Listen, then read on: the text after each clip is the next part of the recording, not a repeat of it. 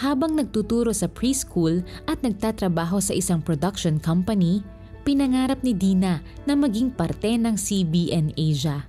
Nakita ko kasi yung ginagawa ng CBN Asia, especially yung napapanood ko sa The 700 Club Asia, yung ginagawa nilang mga pagtulong. So na-encourage ako, nasabi ko gusto ko din yung ginagawa nila. Nagsimulang mag-volunteer si Dina hanggang sa nagbukas ang pagkakataon para sa permanenteng trabaho sa CBN Asia noong 2024. Na-enjoy ko talaga. Yun yung isang bagay na talagang masabi kong sobrang napakalaking privilege. Every month, meron kayong prayer and devotion. Tapos may mga kasama ka na very supportive. May mga nagpipray para sa'yo. Nakakatuwa at masasabi kong masayang magtrabaho sa CBN Asia.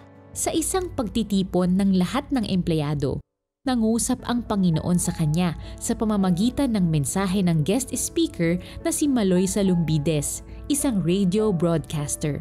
Invest on others and invest in eternity by being a faithful partner of your own ministry.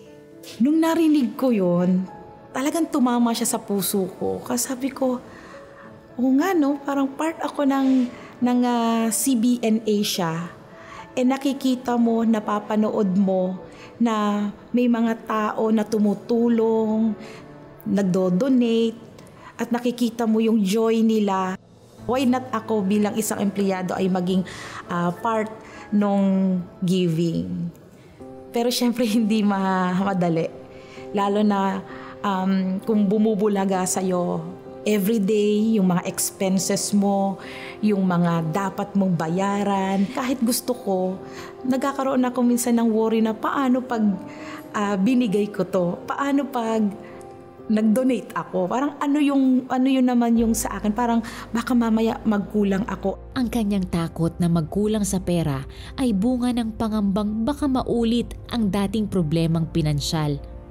Noon, kinailangan ng kanyang nanay na maoperahan agad sa mata at hindi sila handa sa ganoong kalaking gastusin.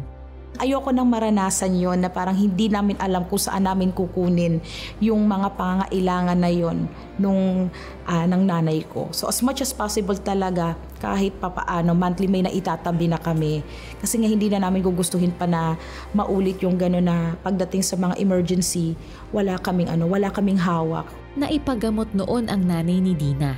At nang maalala niya ang kasagutan ng Panginoon sa kanilang sitwasyon noon, pinanghawakan niya ang pangako ng Panginoon. Kung paano siya nag-provide sa mother ko, andun din na gagawin niya ulit yun. Every time na nandun yung worry mo, ipare-realize lang din ng Lord sa iyo yung kanyang sinasabi nga na promise na my God will supply all our needs. So naging commitment ko na monthly magbibigay ako for the CBN Asia. Sa hindi inaasahan, nakatanggap si Dina ng pagpapala mula sa kanyang kamag-anak.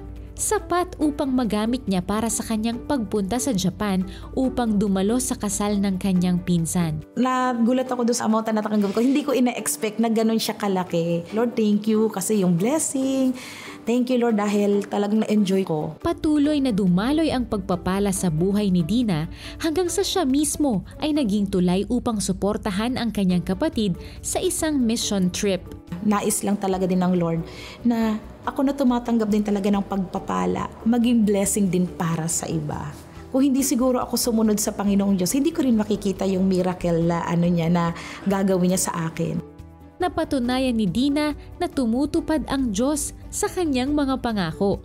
Kahit nagkukulang ako, ang Lord hindi pa rin talaga magkukulang sa iyo at sasagutin ng Panginoong Diyos lahat ng kailangan at pangangailangan mo.